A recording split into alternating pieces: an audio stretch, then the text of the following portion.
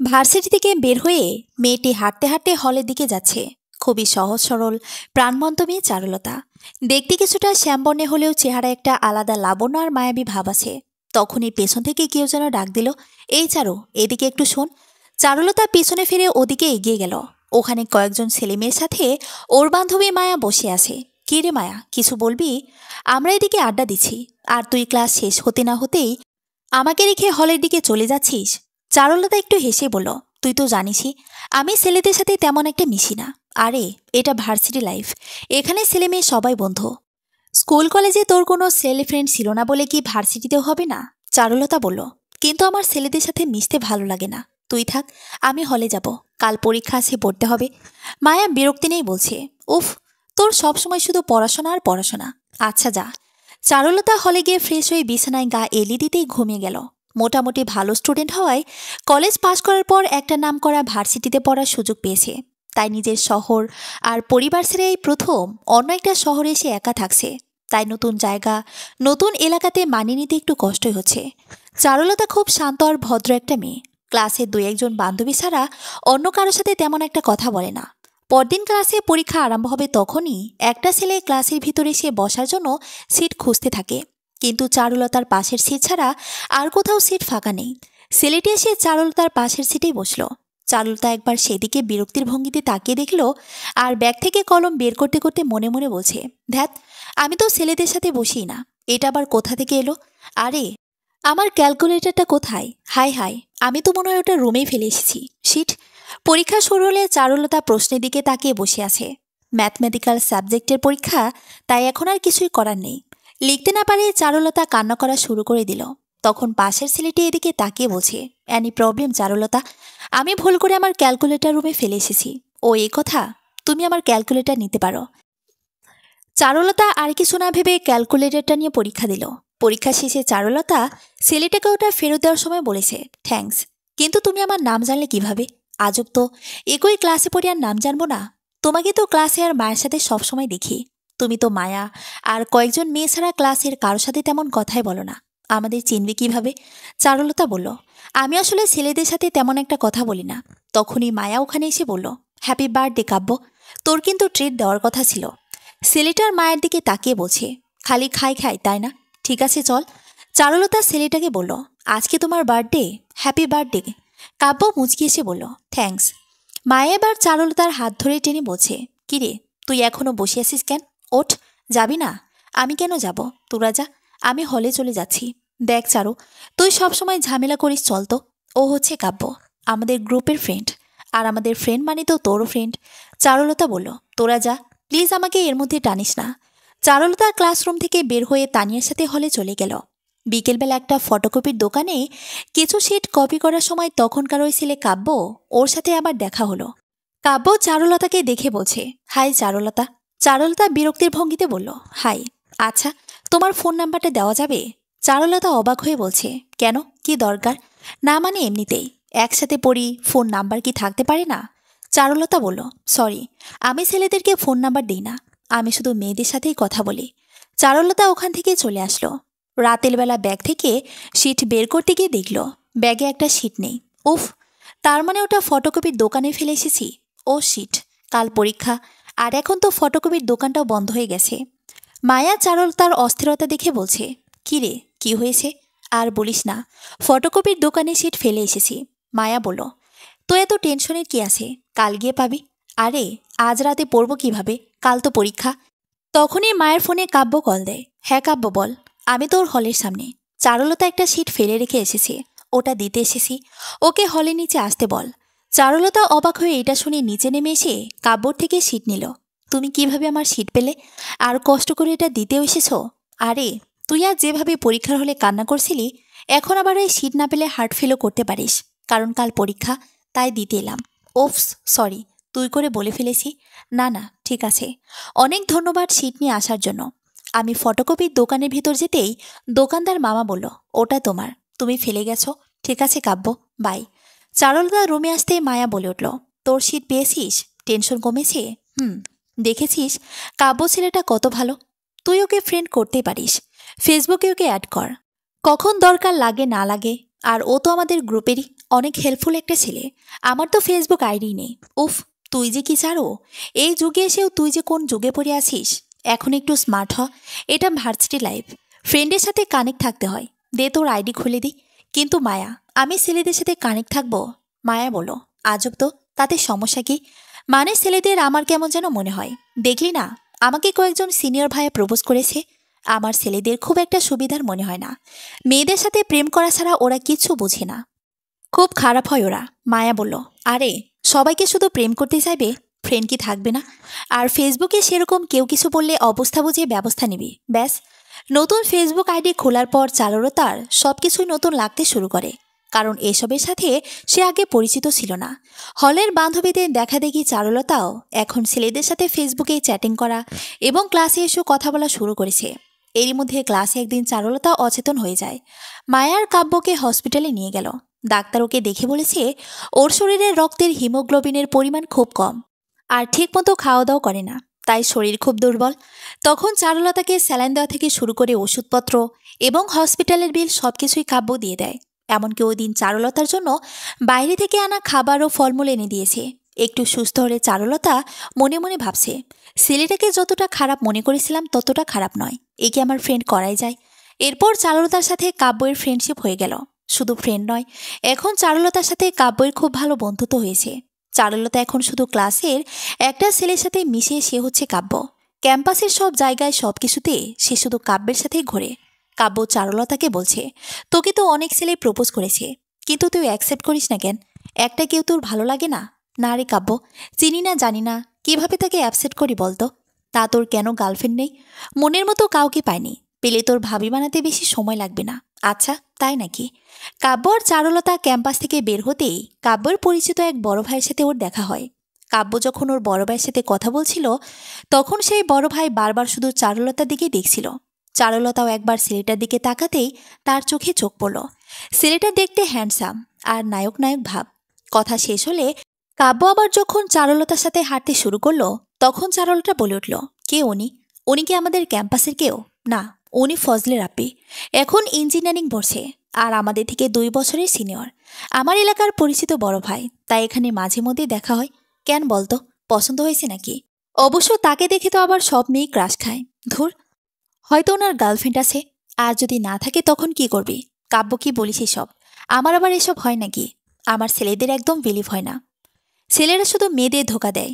এই পর্যন্ত কত বান্ধবীকে দেখলাম ওদের বয়ফ্রেন্ড ওদের ধোকা দিয়েছে, আর তারপর তাদের কি কান্না! কেউ কেউ তো নিজের জীবনই শেষ করে দিয়েছে। ওরে আমার চালরাতারে, সব ছেলে এক নয়। এই ধর আমি, আমি কাকে ধোকা দিয়েছি বলতো? জীবনে তো কারোর সাথে প্রেমই করিনি।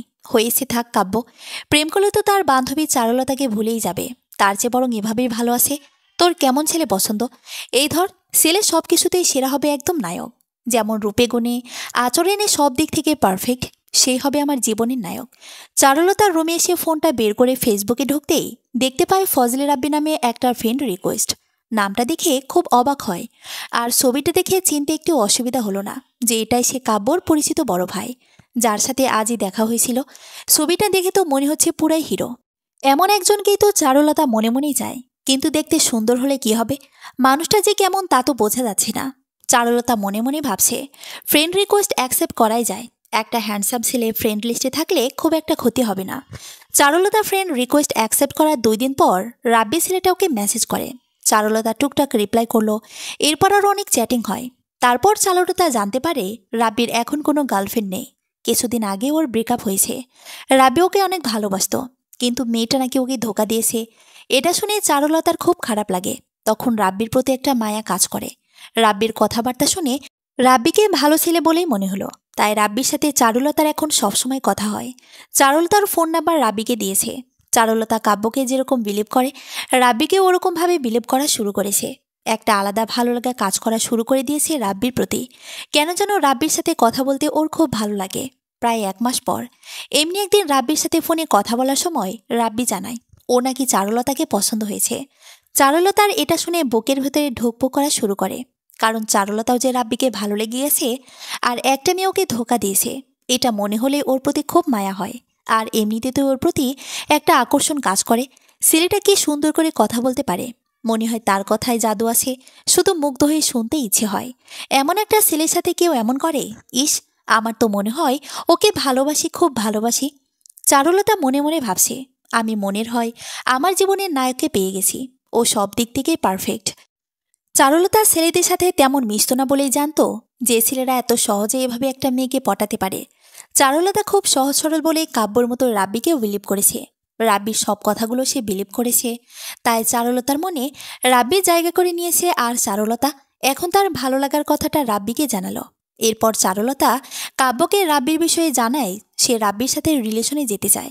কাব্য বলল, ফাইনালি তাহলে চারুলতার মনে কেউ জায়গা দখল করে নিয়েছে। তাহলে আমার এবার দিন শেষ। তুই তোর নায়ককে পেয়ে গেছিস। কি বলিস কাব্য? তুই তো তুইই থাকবি। সেটা দেখা যাবে। এখনই বয়ফ্রেন্ড পাইয়া আমারে ভুইলা যাইতেছোস। চারুলতার সাথে রাব্বির এখন সারাদিন ফোনে কথা হয়, কিন্তু ওদের সামনাসামনি এখনও দেখা হয়নি। তার আগেই কাব্য একদিন রাব্বিকে অন্য একটা মেয়ের সাথে হাত ধরে ঘুরতে দেখল। বিষয়টা খুব সুবিধার মনে হলো না। কাব্য চারুলতাকে বলল, তুই যা করছিস ঠিক করছিস না, এসব বাদ দে। মানে কি বলতে চাস তুই? মানে হলো রাব্বি ছেলেটা খুব একটা সুবিধের না। তুই ওর সাথে রিলেশন করিস না। তুই এমন বলছিস কেন? আমি ওকে ভালোবাসি। তারপর কাব্য চারুলতাকে আজকের দেখা ঘটনার কথাটা বলল। আমি এসব বিলিভ করি না। রাব্বি এমন হতেই পারে না। ও লাইফে অনেক কষ্ট পেয়েছে।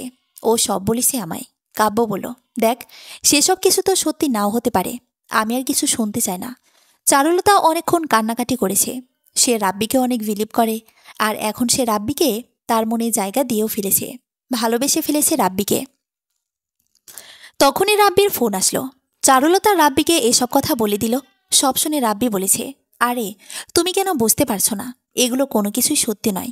কেউ হয়তো জেলাস ফিল করছে, কেউ হয়তো চায় না আমাদের রিলেশনটা হোক, তাই আমার নামে এসব উল্টাপাল্টা বলছে। রাব্বি এটা বলে চারুলতাকে আবার পটাতে সক্ষম হয়। চারুলতা রাব্বির প্রতি খুব দুর্বল, তাই সে আবার রাব্বির কথা বিলিভ করে নিয়ে রাব্বির সাথে আবার কথা বলা শুরু করে। অন্যদিকে কাব্যর কাছে এই রিলেশনটা একদমই ভালো লাগছে না।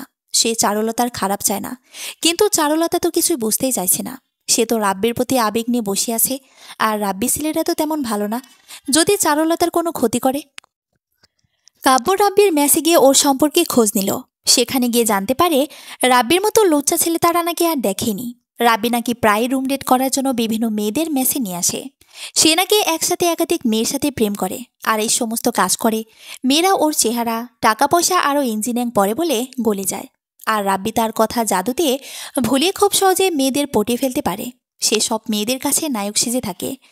কাব্য রাব্বির সদ্য ব্রেকআপ হওয়া সেই গার্লফ্রেন্ডের কাছে জানতে পারে সে রাব্বিকে ধোকা দেয়নি, রাব্বি নাকি তাকে ধোকা দিয়েছে। রাব্বি ওর সাথে রিলেশনে থাকা অবস্থায় আরেকটা মেয়ের সাথে রিলেশন করে এটা জানার পরেই সে রাব্বির থেকে কেটে পড়ে। অথচ সবার কাছে এখন বলে বেড়ায় সে নাকি রাব্বিকে ধোকা দিয়েছে। কাব্য ফিরে এসে সব সত্য ঘটনা চারুলতাকে বলল। সব শুনে চারুলতা খুব ভেঙে পড়ে। সে কিছুতে এসব বিলিভ করতে চাইছে না। কিন্তু একদিন দুপুরবেলা সে নিজের চোখে রাব্বিকে একটা মেয়ের সাথে খুব ক্লোজভাবে বসে থাকতে দেখল। চারুলতা ওখানে গিয়ে রাব্বিকে বলেছে, এসব কি হচ্ছে? তুমি এখানে এই মেয়ের সাথে কেন? রাব্বি উত্তর দিল, ও আমার গার্লফ্রেন্ড। চারুলতা এটা শুনে খুব রেগে গেল।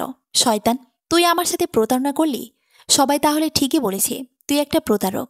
রাব্বির সাথে বসে থাকা মেয়েটা বলে উঠল, জান, এই মেয়েটা তোমার নামে এসব কি বলছে? রাব্বি বলল, ও কিছু না জান, এই মেয়েটা আমার জন্য পাগল, তাই সবসময় এমন করে। আমি ওকে অ্যাকসেপ্ট করিনি, আর তাইও তোমার সাথে আমাকে সহ্য করতে পারছি না। এসব শুনে সত্যি আর চারুলতার মাথায় আকাশ ভেঙে পড়ল। একজন মানুষ এত সুন্দর করে মিথ্যা বলতে পারে? এতটা নিচে রাব্বি, ছি! চারুলতা কান্না করতে করতে ওখান থেকে চলে আসলো। যাকে সে তার জীবনের নায়ক ভেবেছিল, সে রাব্বি তাকে এভাবে ঠকালো। চারুলতার বিষয়টা মেনে নিতে খুব কষ্ট হচ্ছে, কিন্তু সত্য তো সত্যই মেনে নিতেই হবে। রাতের বেলা রাব্বির সাথে চারুলতার অনেক ঝগড়া হয়। রাব্বি অনেক অকথ্য আর অশালীন ভাষায় চারুলতাকে গালি দেয়। চারুলতা রাব্বির আসল রূপ চিনে গিয়েছে, তাই রাব্বিকে সে ফেসবুক থেকে ব্লক আর কল লিস্ট থেকে ব্ল্যাক লিস্টে রেখে দিল। চারুলতার মন খুব খারাপ। সে হলের ছাদে বসে একা একা কান্না করছে। জীবনে প্রথম প্রেম, তাও ভালোভাবে শুরু না হতেই শেষ হয়ে গেল। এভাবে ঠকতে হলো তাকে। কত কত চিন্তার স্বপ্ন দেখেছিল সে রাব্বিকে নিয়ে, সেসব আর কিচ্ছু হবে না। চারুলতার এসব ভেবে এখন খুব কষ্ট হচ্ছে। হয়তো সে আর কোনোদিন কোনো ছেলেকে বিলিভ করতে পারবে না। ভালোবাসার মানুষ এভাবে মিথ্যে বলে ধোকা দিতে পারে। রাব্বির সাথে পরিচয় না হলে সে হয়তো তা বুঝতেই পারত না। চারুলতা খুব সহজ সরল বলে এভাবে তাকে ঠকতে হলো। কিন্তু এই পরিস্থিতি সামাল দেওয়ার জন্য তার পাশে হয়তো একজন কাউকে প্রয়োজন। তখনই কাব্যর ফোন আসে। চারুলতা ফোনটা রিসিভ করলো। মায়ের কাছে শুনলাম তুই নাকি অনেক কান্নাকাটি করছিস। দেখ চারুলতা, জীবনের কিছু সত্য মেনে নিতে হয়। রাব্বি তোর জীবনের আসল নায়ক ছিল না, এটা যেমন সত্য, তেমনি তোর জীবনের নায়ক অন্য কেউ, এটাও সত্য। তোর জীবনে অন্য কেউ তোর নায়ক হয়ে আসবে। এখন মিছিমিছি এসব মিথ্যা কিছু নিয়ে কষ্ট পাস না তো। চারুলতা তার চোখ মুছে শান্ত গলায় বলল, আমি ছেলেদের আর বিলিভ করি না। কাব্য বলল, ঠিক আছে, তোর বিলিভ করতে হবে না। বন্ধু হিসেবে আমাকে বিলিভ করিস তো? আমি তোর পাশে ছিলাম, আছি, আর ভবিষ্যতেও থাকবো। তোর এখন কোনো বয়ফ্রেন্ড না হলেও চলবে, তুই সবসময় বন্ধুদের সাথে থাকবি, আমাদের সাথে সময় কাটাবি, দেখবি লাইফে আর কোনো দুঃখ কষ্ট নেই। তারপর তোর ভাগ্যে তোর জন্য যে নায়ক আসার, সে সময় মতো ঠিকই আসবে। চারুলতা আবার আগের মতো স্বাভাবিক হতে শুরু করে। কাব্যের সাথে তার বন্ধুত্বটা আরও গাঢ় হয়ে গেল। আর এখন একটাই বন্ধু, সেটা হচ্ছে কাব্য। সে সবসময় কাব্যের সাথে থাকে। কাব্য চারুলতাকে ছাড়া আর কিছুই বোঝে না। গুরুজনেরা বলেছেন, ছেলে মেয়ে বন্ধু হলে তারা কখনো শুধু বন্ধু থাকতে পারে না, খুব অল্প সময়ের মধ্যে হলেও তারা একে অপরের প্রেমে পড়বেই। ক্লাসে সবাই চারুলতার কাব্যের এত ক্লোজলি মিলামেশা দেখে ধরে নিয়েছে ওদের মধ্যে রিলেশন হয়েছে। ওদের এই ধারণার কথা কাব্য আর চারুলতা শোনার পরই দুজনেই বলল, তাদের মধ্যে কোনো প্রেমের সম্পর্ক নেই, ওরা শুধুমাত্রই বন্ধু। এই কথা ক্লাসের কেউ বিলিভই করল না। ওরা ধরে নিয়েছে কাব্য আর চারুলতা হয়তো তাদের রিলেশনের ব্যাপারে পাবলিকে এখন জানাতে চায় না, তাই তারা এমন বলছে। কিন্তু এটা সত্য যে কাব্য আর চারুলতা এখন দুজন দুজনকে ছাড়া কিছুই বোঝে না। এটা প্রেমের লক্ষণ কিনা তারা জানে না। তারা কেউই একে অপরের কাছে মনের এই আবেগের বিষয়টা এখনও প্রকাশ করেনি। তবে কাব্য আর চারুলতা সবসময় একসাথেই থাকে, একে অপরকে সাহায্য করে। কাব্য চারুলতাকে অনেক বোঝে আর কেয়ারও করে। চারুলতার এখন মনে হয়, কাব্যের মতো একজনকে যদি আমার জীবনের নায়ক হিসেবে পেতাম। অপরদিকে কাব্য চারুলতাকে একদিন না দেখে থাকতে পারে না, কিন্তু মনের কথা কোনোদিন বলেনি যদি চারুলতা বিষয়টা ভুল বোঝে, কারণ ও আগে একবার কষ্ট পেয়েছে। কাব্য মনে মনে ভাবছে, আমি চাই চারুলতা সবসময় ভালো থাকুক, আমার কারণে ওকে কোনোদিন কোনো কষ্ট পেতে দিব না। এখন বন্ধুই আমার পাশে আছে, এটাই বা কম কি? আমার কি যোগ্যতা আছে ওর জীবনের নায়ক হওয়ার? ও হয়তো আমাকে শুধু বন্ধু হিসেবে দেখেছে, অন্য কিছু ভাবে না। কাব্য ভেবে নিয়েছে চারুলতাকে তার মনের কথা বলবে না, কারণ কাব্য চায় না চারুলতা তাকে যেন কোনোভাবে ভুল বুঝে দূরে সরে যাক। কিন্তু কাব্য সবসময় চারুলতার পাশে রয়েছে এবং তার খুব কেয়ারও নিচ্ছে। আর এদিকে তো চারুলতা পুরোপুরিভাবে কাব্যকে ভালোবেসে ফেলেছে। সে মাঝে মাঝেই নিজের হাতে রান্না করে কাব্যের জন্য খাবার নিয়ে যায়। চারুলতা আগে রান্না করতে পারতো না, কিন্তু কাব্য একদিন ওর হাতে রান্না খেতে চেয়েছিল বলেও রান্না করা শিখে নিয়েছে। কাব্যের সাথে সে সব শেয়ার করে, শুধু তাকে একটা কথা বলাই হলি, ভালোবাসি। অনেক সময় মুখ না বললেও দুইজন দুজনের প্রতি আন্তরিকতা আর কেয়ারিং থেকে বোঝা যায় তারা একে অপরকে কতটা চায়। কাব্য আর চারুলতার দুইজনের মনের সাথে মন মিলে গিয়েছে, কিন্তু শুধু প্রকাশটাই করা হয়নি। একদিন কাব্য আর চারুলতা শহর থেকে কিছুটা দূরে গিয়ে সবুজ অরণ্যের মাঝে রাস্তা দিয়ে হাঁটছিল। কারণ চারুলতার এরকম জায়গা খুব ভালো লাগে, তাই কাব্যকে মাঝে মধ্যে এখানে নিয়ে আসে। আজকে যখন রাস্তা দিয়ে হাঁটছিল, তখন রাস্তার কিছু বখাটে ছেলে চারুলতাকে নিয়ে একটা খারাপ মন্তব্য করলো।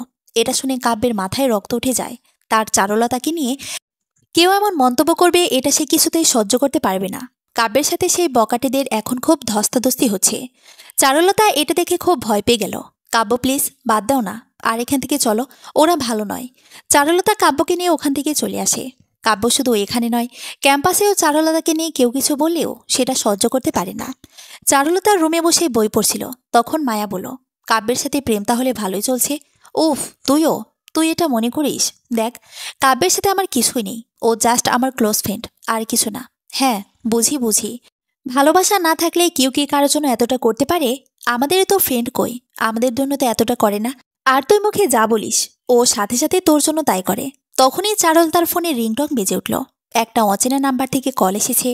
চারুলতা ফোনটা রিসিভ করতে একটা ছেলে বলে উঠল, চারুলতা, আমি কাব্যের ফ্রেন্ড। কাব্য অ্যাক্সিডেন্ট করেছে, অবস্থা খুব গুরুতর, ওর হাতের হাড় ভেঙে গেছে, এখন একটা অপারেশন করতে হবে। এটা শুনে চারুলতার মুখ দেওয়ার কোনো কথা বের হচ্ছে না। ভয়ে ওর হাত পা কাঁপছে। অপারেশনের টাকা আমরা অনেকটা ম্যানেজ করে ফেলেছি, কিন্তু তারপরে এখনও আরও 10,000 টাকা লাগবে। চারুলতা বলল, আমি টাকা দেব। ঠিক আছে, তাড়াতাড়ি হসপিটালে চলে এসো। ফোন রাখার পর চারুলতা হাউমাউ করে কান্না করা শুরু করলো। হলরুমের সব মেয়েরা ওর কান্না করা দেখছে। মায়া বলল, কি হয়েছে? চারুলতা কান্না করতে করতে বলল, কাব্য অ্যাক্সিডেন্ট করেছে। এরপর চারুলতা তার নিজের বৃত্তির টাকা থেকে জমানো 10,000 টাকা নিয়ে তাড়াতাড়ি হসপিটালে চলে গেল। কাব্যের অপারেশন হয়। তারপর কেবিনে আসা হলে চারুলতা ওর হাত ধরে কান্না করছে। কাব্য বলল, পাগলি, তুই কাঁদছিস কেন? আমি তো ভালো হয়ে যাব। তুই দেখে শুনে চলতে পারিস না? এভাবে কেউ হাত পা ভাঙে? কাব্যের পরিবারের লোকেরা এসে কাব্যকে ওর শহরে ওর বাসায় নিয়ে গেল। আর বিষণ্ণ হয়ে পড়ল চারুলতা। কাব্যকে ক্যাম্পাসে না দেখে পুরো ক্যাম্পাসটায় ওর কাছে ফাঁকা ফাঁকা লাগছে। কাব্যই ওর কাছে ওর পৃথিবী। কিন্তু কাব্য পুরোপুরি সুস্থ না হওয়া পর্যন্ত তো আর ক্যাম্পাসে আসতে পারবে না। ততদিন কাব্যকে না দেখতে থাকতে খুব কষ্ট হচ্ছে। ইচ্ছে করছে একছুটে কাব্যের ওখানে চলে যায়। কিন্তু কাব্যের বাসায় ওভাবে যেতেও পারছে না। ফোনে কাব্যর সাথে মাঝে মাঝে কথা হয়। অবশেষে 2 মাস পর কাব্য সুস্থ হয়ে ক্যাম্পাসে ফিরে আসলো। তখন চারুলতার খুশি আর দেখে কে। ওর ইচ্ছে করছিল কাব্যকে একবার জড়িয়ে ধরতে, কিন্তু তা তো করা যাবে না। সামনে পহেলা বৈশাখ আছে। কাব্য চারুলতাকে সোনালি পাড়ের সুন্দর একটি শাড়ি গিফট করেছে। তোকে শাড়িতে কিন্তু অনেক সুন্দর লাগবে। বৈশাখের দিন এটা পরতে পারিস। কিন্তু শাড়িটা তোর পছন্দ হবে কিনা জানি না। চারুলতার শাড়িটা খুব পছন্দ হয়েছে। ও শাড়িটা নিয়ে রেখে দিল। কাব্যের দেওয়া যে কোনো জিনিস ওর পছন্দ হয়। তোর পছন্দ করা জিনিস আমার পছন্দ হবে না, তাই কি হয়? চারুলতা শাড়ির সাথে ম্যাচিং করে কানের দুল, চুড়ি, মালা সবকিছু কিনল। কাব্য মনে মনে শাড়ি পরা অপূর্ব চারুলতাকে কল্পনা করছে। পহেলা বৈশাখের আগের দিন সন্ধ্যাবেলা কাব্য চারুলতার হলের সামনে গিয়ে ওকে কালকের সাজের খোপায় দেওয়ার জন্য কিছু তাজা গোলাপ আর রজনীগন্ধা ফুল দিয়ে আসলো। চারুলতার উত্তেজনায় সারা রাত আর ঘুমই হলো না। কাল কাব্যের সাথে যে অসাধারণ একটা দিন পার করতে চলেছে, হয়তো তার জীবনের একটা শ্রেষ্ঠ বৈশাখ। সবকিছু কেমন স্বপ্ন স্বপ্নই লাগছে। কাব্যই কি তার জীবনের কাঙ্ক্ষিত সে নায়ক? কাব্যকে ছাড়া সে তো আর এক মুহূর্ত কল্পনা করতে পারে না। কাব্যকে ছাড়া সে ক্যাম্পাসে চলতেও পারে না। কাব্যকে সবকিছুতেই সাপোর্ট করে, সবসময় ওর পাশে থাকে। আজ পহেলা বৈশাখ। সকাল থেকে হলের মেয়েরা লাল সাদা শাড়ি পরার উৎসব শুরু করেছে। কেউ কেউ খোপা করে মাথায় ফুল গুজে দিচ্ছে। মায়া বলল, কি রে চারুলতা, তোর কি হলো? কখন বের হবি? কাব্য আসবে আমাকে নিতে, তোরা আগে বের হতে পারিস। আমি ওর সাথেই যাব। দেখি দেখি, এদিকে একটু ফিরতো। ওরে বাবারে, তোকে যা লাগছে না, একদম বাঙালি অপূর্ব লালনার রূপ। কাব্য তো তোকে দেখে আজ ফিদা হয়ে যাবে, চোখ ফেরাতেই পারবে না। চারুলতা নিজেকে আয়নায় দেখছে। শাড়ি পরে সত্যি নিজেকেও অন্যরকম দেখাচ্ছে। সাথে ম্যাচিং করা গহনা, খোপায় গোলাপ আর রজনীগন্ধা ফুল। কাব্য তো ওকে ঠিক এভাবেই দেখতে চেয়েছিল। চারুলতা আর অপেক্ষা করতে পারছে না। কখন সে কাব্যের সামনে গিয়ে দাঁড়াবে সেই সময়ের অপেক্ষা করছে। তানিয়া বলল, চারুলতা, তোকে আজ সত্যি অনেক সুন্দর লাগছে। তুই বের হবি কখন? আমরা গেলাম। ওকে যা, আমি কাব্য ফোন দিলেই বের হব। মায়া সাজতে সাজতে বলল, মেলা গিয়ে কিন্তু কাব্যর হাত ধরে রাখিস। তোকে যে আজ আগুনের মতো সুন্দর লাগছে, তাই আজ কেন কোনো ছেলে তোকে ছিনতাই করার চান্স নেবে? চারুলতা কাব্যের হাত ধরার কথা ভাবতেই একটা রোমান্টিকতা মনের ভিতরে চলে আসলো। ইচ্ছে করছে আজকের কাব্যকে ভালোবাসার কথাটা বলে দিতে। চারুলতা মনে মনে ঠিক করে নিল আজকে সেই মোক্ষম সময় ভালোবাসার কথাটা বলার। মায়া বলল, তুই কখন বের হবি? আমিও চলে যাচ্ছি। তুই কি পুরো হলে একাই থাকবি নাকি? বুঝতে পারছি না। কাব্যটা যে কেন এখনো ফোন দিচ্ছে না, আর আমার ফোনও রিসিভ করছে না। তখনই কাব্যর ফোন আসলো। সে জানায় তার মা নাকি অসুস্থ, আর তাই আজ সকালে সে বাড়ি চলে গিয়েছে। চারুলতাকে সে যখন ফোন দিয়েছিল তখন চারুলতা শাড়ি পরায় ব্যস্ত ছিল। আর এখন চারুলতাকে সে মায়ের সাথে ক্যাম্পাসে গিয়ে ঘুরে আসতে বলছে। কাব্য, তুই নাই আমি ক্যাম্পাসে গিয়ে কি করব? আর মেলাতেও আমার যাওয়া হবে না। তুই প্লিজ মায়ের সাথে গিয়ে ঘুরে আয়। আমি তো থাকতে পারলাম না। রিয়েলি সরি রে, আজই এমন হবে কে জানে। থাক, আমি কোথাও যাব না। রাগ করিস না প্লিজ। না না, ঠিক আছে, সমস্যা নেই। মায়া বলো, কি রে, বের হবি না? চল। দাঁড়িয়ে আছিস কেন? আমার কিছু ভালো লাগছে না, আমি যাব না। যার দেখার কথা ছিল সেই নেই, এখন আর গিয়ে কি করব? তুই কাব্যর চিন্তা করছিস? অনেক ভালোবাসিস তাই না রে? তুই যা প্লিজ, আমি এখানেই থাকবো। আমার কিছু ভালো লাগছে না। মায়া চলে যাওয়ার পর চারুলতা আয়নায় একবার নিজেকে দেখে নিয়ে চোখের পানি ফেলতে ফেলতে শাড়ির গহনাগুলো খুলছে। সবশেষে খোপা থেকে গোলাপ আর রজনীগন্ধা ফুলটা খুলে টেবিলের উপর রেখে দিল। তারপর কান্না করতে করতে কম্বল মুড়িয়ে দিয়ে বিছানায় শুয়ে পড়ল। পুরো হল ফাঁকা। সব মেয়েরা যেখানে তাদের মতো করে পয়লা বৈশাখ উপভোগ করতে ব্যস্ত, তখন চারুলতা ফাঁকা হলরুমে একা একে বিছানায় শুয়ে কান্না করছে। আজকের দিন নিয়ে ওর যা ভেবেছিল আর কিছু হলো না। অবশ্য কাব্য এটা ইচ্ছাকৃতভাবে কিছু করেনি। তবুও চারুলতার খুব কষ্ট হচ্ছে। এই ঘটনার কয়েকদিন পর ক্লাসের সামনে বারান্দায় চারুলতার সাথে ক্লাসের একটা ছেলে কথা বলছিল। কাব্যর এটা দেখে সহ্য হলো না। সে চারুলতাকে ওখান থেকে সরিয়ে নিয়ে এসে রেগে রেগে বলছে, আমি ছাড়া ক্যাম্পাসের আর কোনো ছেলের সাথে যদি কথা বলিস, তাহলে তোরে আমি থাপ্পড় দিয়ে মাইরা ফেলাম। কেন? আমি কথা বললে তোর কি? আমি তো আর প্রেম করছি না। চুপ, আমি নিষেধ করছি, আর বলবি না। ব্যাস, 100 বার বলবো।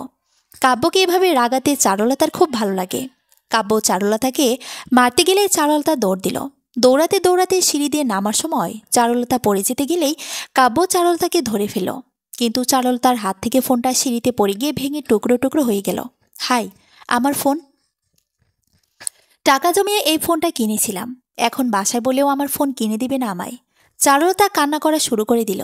কাব্য বলল, আমার ফোন নিয়ে নে। তোর ফোন কেন নিব? সেকেন্ড হ্যান্ড ফোন আমার চাই না। কয়েকদিন পর কাব্য চারুলতার বার্থডেতে একটা নতুন ফোন চারুলতাকে গিফট করলো। এত দামি ফোন চারুলতা প্রথমে নিতে না চাইলেও কাব্যকে জোর করেই ফোনটা দিল। চারুলতাও কাব্যর মনের অবস্থার কথা চিন্তা করে শেষ পর্যন্ত নিতে বাধ্য হলো।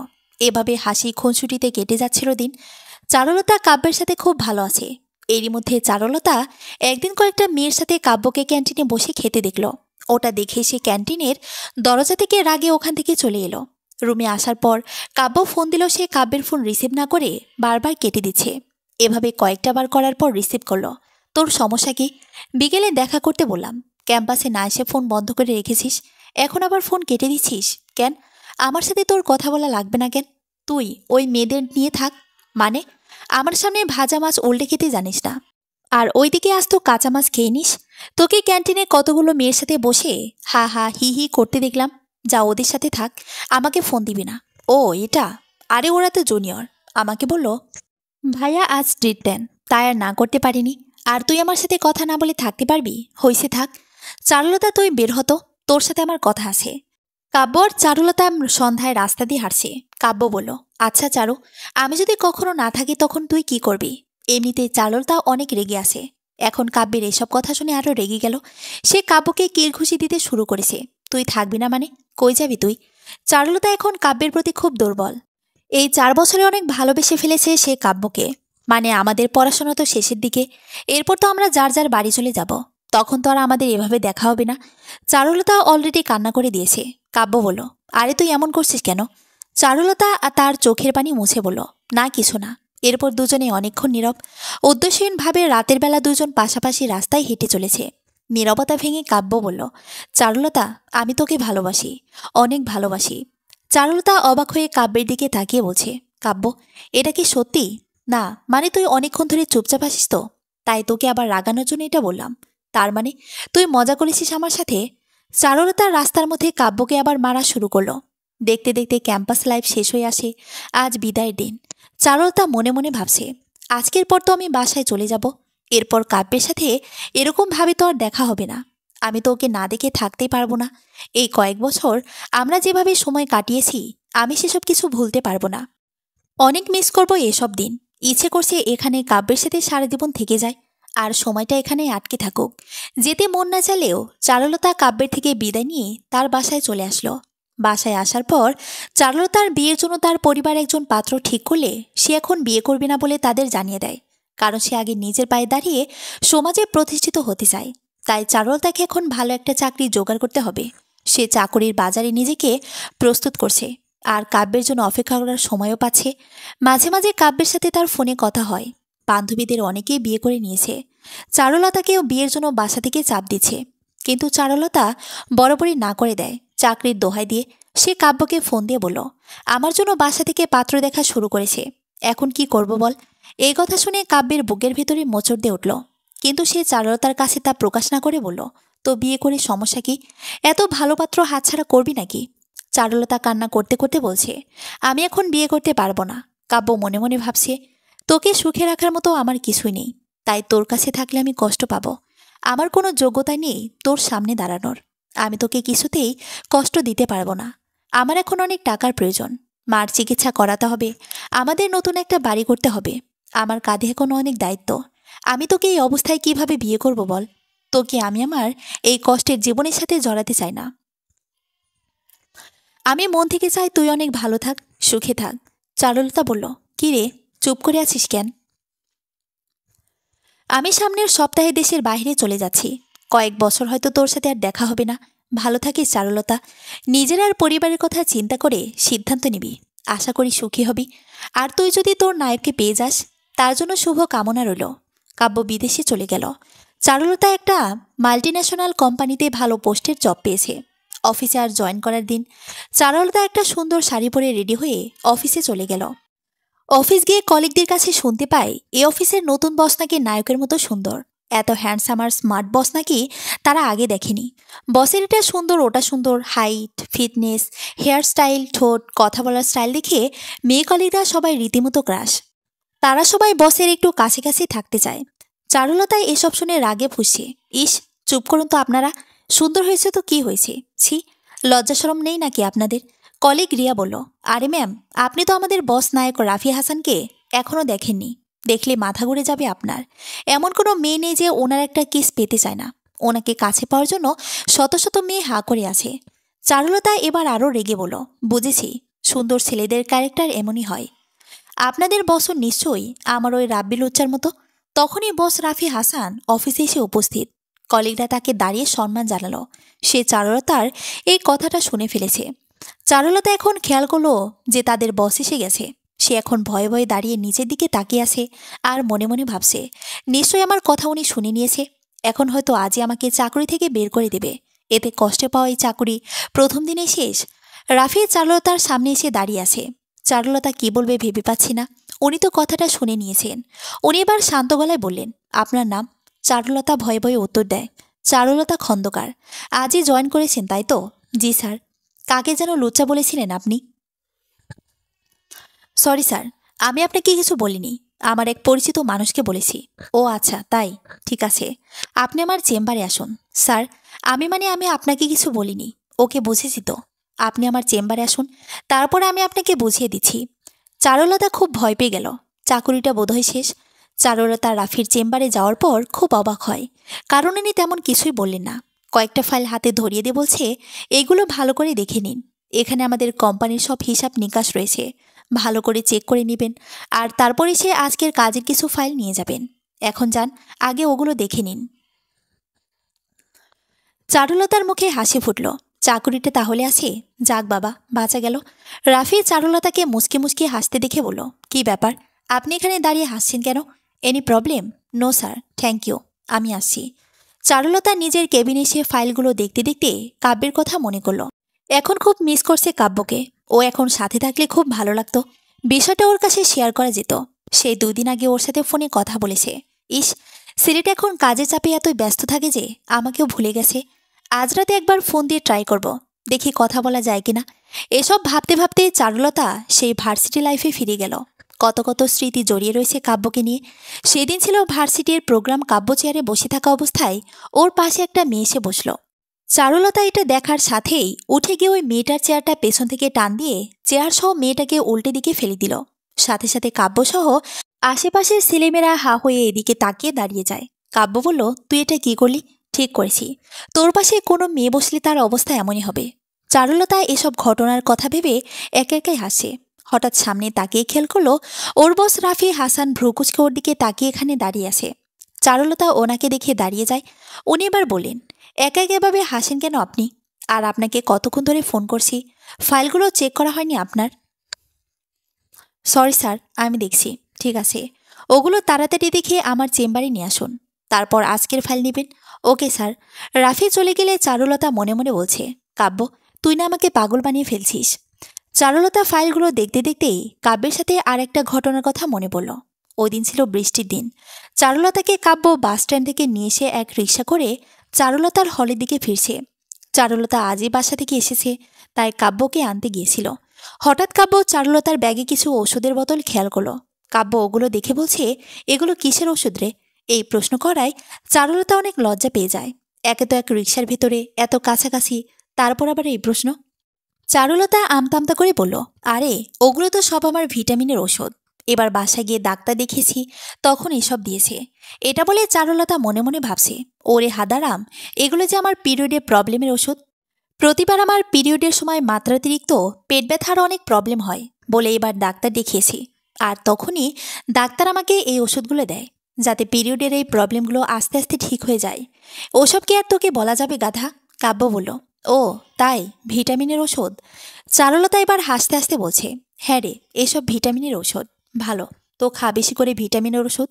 দিন দিন তো শুকায় যাচ্ছিস, কিন্তু এগুলো ভিটামিনের ওষুধ। আমাকে একটা বোতল দিন আরে প্লিজ, আমিও খাবো। এই না না, তোকে এসব দেওয়া যাবে না। কেন? ভিটামিন তো সবাই খেতে পারে। ঠিক আছে, তোকে বোতল দিতে হবে না, আমি এখান থেকেই 1 চামচ খাবো। কাব্য চারুলতার ব্যাগ থেকে জোর করে একটা ওষুধের বোতল বের করে নিল। চারুলতা এবার খুব ভয় পেয়ে গেল, ওটা যদি কাব্য খায় আর তারপর ভবিষ্যতে কাব্য যদি কোনোদিন আর বাবা হতে না পারে, তখন তো আমাকেই দোষী করব যে চারুলতার ওষুধ খেয়ে ওর এই অবস্থা। তখন আমি নিজেকে ক্ষমা করতে পারবো না। চারুলতা এক টান দিয়ে কাব্যর হাত থেকে ওষুধের বোতলটা নিয়ে নিল, আর তারপর কাব্যের দিকে তাকিয়ে রেগে বলছে, এটা তোর খাওয়া যাবে না, তোর প্রবলেম হবে, এটা শুধু মেয়েদের ওষুধ। কাব্য চোখ শুরু করে অবাক হয়ে চারুলতার দিকে তাকিয়ে আছে। ও কিছুই বুঝতে পারছে না, কিসের মেয়েদের ওষুধ আর আমার কিসের প্রবলেম হবে। চারুলতা ওইসব দিনের কথা ভাবতে ভাবতে হাসতে হাসতে পেটে পড়ছে। চারুলতাকে এভাবে হাসতে দেখে অন্যান্য কলিগরা ওর দিকে তাকিয়ে আছে। একা একা এভাবে হাসতে হাসতে হঠাৎ চারুলতা খেয়াল করলো ওর সামনে ওর বস রাফি হাসান দাঁড়িয়ে রাগান্বিত দৃষ্টিতে ওর দিকে তাকিয়ে আছেন। এবার উনি বলে উঠলেন, কি সমস্যা কি আপনার? এক কাজ করতে কি অফিসে সারাদিন কাটিয়ে দিবেন নাকি? আর কি কাজ নেই? সরি স্যার, আমার ফাইলগুলো দেখা হয়ে গেছে। অদ্ভুত তো, হয়ে গেছে তো এখানে বসে আছেন কেন? আমি তো ওগুলো নিয়ে আমার চেম্বারে আসতে বলেছিলাম আপনাকে। Sorry sir. কি এত ভাবেন সারাক্ষণ? কাজে তো কোনো মনোযোগী নেই আপনার। মন কোথায় থাকে আপনার? চারুলতা হঠাৎ করে মুখ ফসকে বলে ফেলল, কাব্যের কাছে? মানে কবিতা লেখেন নাকি আপনি? আজব তো, বিজনেস কোম্পানিতে এসে আপনি কবিতা কাব্য রচনা করছেন। কাজে মনোযোগ দিন, না হলে চাকরিটা কিভাবে করবেন? সরি স্যার, আর হবে না। রাফি হাসান তার চেম্বারে এসে ভাবছে, মেয়েটা একা একা এভাবে হাসি কেন? তখন তো খুব বকাঝকা করলাম, কাজের প্রথম দিনেই ওর মনটা হয়তো খারাপ করে দিলাম। এখন কি একবার ডাকবো? রাফি চারুলতাকে তার চেম্বারে ডেকে এনে কফির অর্ডার করলো। চারুলতার ওনার সাথে বসে কফি খেতে খুব বিরক্ত লাগছে। তারপরও ভদ্রতার খাতিরে কফি খেয়ে বাসায় চলে আসলো।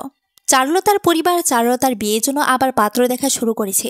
চারুলতা বলল, উফ, আমি এখন বিয়ে করব না, সবেমাত্র চাকরি পেয়েছি, এখন একটু নিজেকে গুছিয়ে নিই। চারুলতার মনে তো শুধু কাব্য রয়েছে। সে ভেবে রেখেছে 2 বছর পর কাব্য দেশে ফেলে ওকে বিয়ের কথা বলে সবাইকে জানাবো। রাতের বেলা নিজের রুমে এসে চারুলতা কাব্যকে কল করলো, কিন্তু কাব্য রিসিভ করলো না। চারুলতার খুব কষ্ট হচ্ছে। এতদিন ধরে সে বুকের মাঝে এই কষ্ট একাই চেপে রেখেছে। এখন চাপা কান্না করা ছাড়া আর কিছুই করার নেই। তার কান্না কেউ শুনতে পায় না, কাব্যও না। কাব্য তার থেকে অনেক অনেক দূরে রয়েছে। কিছুক্ষণ পর কাব্য কল করলো। চারুলতা চোখ মুছে ফোনটা রিসিভ করতে সে চিরপরিচিত কণ্ঠস্বরটা শুনতে পায়। কাব্য বলছে, কেমন আছিস? আজ কাজের খুব চাপ ছিল তো, তাই তোকে কল করতে পারিনি। আজ তোর অফিসে জয়েন করার দিন ছিল, তাই না? কেমন লাগলো নতুন অফিস? তুই যেমন রেখেছিস, অফিসে গিয়ে শুধু তোর কথাই ভেবেছি। তুই কবে আসবি? খুব মিস করি তোকে। আমার কথা ভাবলে হবে পাগলি, মন দিয়ে কাজ কর। আমার দেশে ফিরতে এখনো অনেক দেরি। চারুলতা কিছুক্ষণ কাব্যের সাথে কথা বলে ফোন রেখে দিল। চারুলতা বিছানায় শুয়ে শুয়ে কান্না করছে। কাব্যকে তো সে জোরও করতে পারছে না, সেই অধিকার তো তার নেই। এভাবেই তাকে প্রতিনিয়ত কষ্ট পেতে হচ্ছে। সে তো ওকে জীবনের নায়ক হিসেবে ভেবেই নিয়েছে। তার জীবনে শুধু কাব্যকেই চায়। কিন্তু কোনোদিন কি সে কাব্যকে নিজের করে পাবে? ওদিকে কাব্য ভাবছে, আমার জন্য হয়তো চারুলতা তার জীবনকে গুছিয়ে নিতে পারছে না, আর আমিও ওর প্রতি দুর্বল হয়ে যাচ্ছি। ওকে ভুলে থাকতে হবে আমার। আমার জন্য ওর জীবনে কোনো সমস্যা হোক, আমি তা চাই না। কাব্য ঠিক হলো এখন আর চারুলতার সাথে কোনো যোগাযোগ রাখবে না। চারুলতা সারা রাত কান্না করে সকালের দিকে ঘুমিয়ে আজ দেরি করে অফিসে গেল। বস রাফি হাসান আজও রেগে গেছেন। আপনি কি স্যার, আপনি এই চাকরিটা করবেন? সমস্যা কি আপনার? সরি স্যার, আজকে আমার একটু প্রবলেম ছিল। তা আপনাকে দেখেই বোঝা যাচ্ছে। আপনি কি অসুস্থ? অসুস্থ হলে কয়েকদিনের ছুটি নিতে পারেন।